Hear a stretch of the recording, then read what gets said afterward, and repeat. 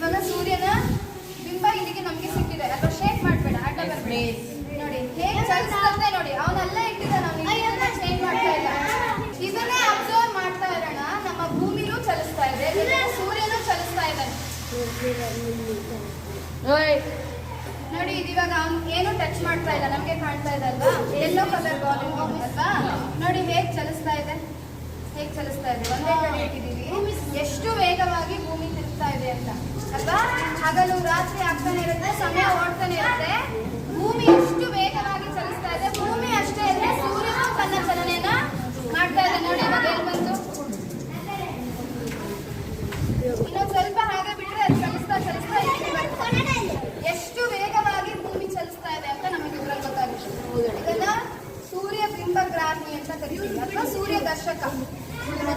ಸೂರ್ಯ ದರ್ಶಕ ಸೂರ್ಯನ ನೋಡಿ ಇಲ್ಲಿಂದ ಈಗ ಇಲ್ಲಿಗೆ ಬಂತು ಅಲ್ವಾ? ಎಷ್ಟು ವೇಗವಾಗಿ ಭೂಮಿ ಚಲಿಸ್ತಾ ಇದೆ. ಹೇಗೆ ಮಾಡಬೇಡ ನೋಡಿ, ಇವಾಗ ಇಲ್ಲಿ ಬಂತು ಆಮೇಲೆ ಹೌದಾ? ನಾವು ಈಗ ನೋಡಿ ವೈಟ್ ಕಲರ್ ಕಾಣ್ತಾ ಇದೆ ನಮಗೆ ಸೂರ್ಯನ ಬಿಂಬ. ಈಗ ಬ್ಲಾಕ್ ಮೇಲೆ ಹಿಡಿತೀವಿ, ಏನ್ ಕಾಣುತ್ತೆ?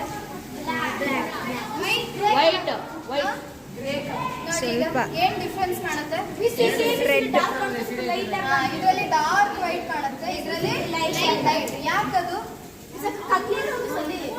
ಕಪ್ಪು ಬಣ್ಣಕ್ಕೂ ಬೇರೆ ಬಣ್ಣಗಳಿಗೂ ಏನ್ ವ್ಯತ್ಯಾಸ? ಸೂರ್ಯನ ಬೆಳಕನ್ನ ಹೀರ್ಕೊಂಡು ಸ್ವಲ್ಪ ಬೆಳಕನ್ನ ಮಾತ್ರ ಅದು ರಿಫ್ಲೆಕ್ಟ್ ಮಾಡ್ತಾ ಇದೆ ಅಲ್ವಾ?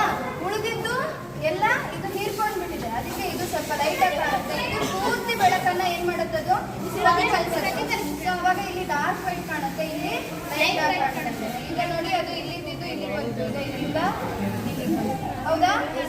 ಎಷ್ಟು 1 ನಿಮಿಷ ಆಗಿದೆ ಅಷ್ಟೇನೆ, ಎಷ್ಟು ವೇಗವಾಗಿ ಭೂಮಿ ಚಲಿಸ್ತಾ ಇದೆ ಅಂತ ನಮ್ಗೆ ಇದರಿಂದ ಮೇಲೆ ಹೋಗ್ತಾ ಇದೆ. ಅವನೇನು ಟಚ್ ಮಾಡಿಲ್ಲ.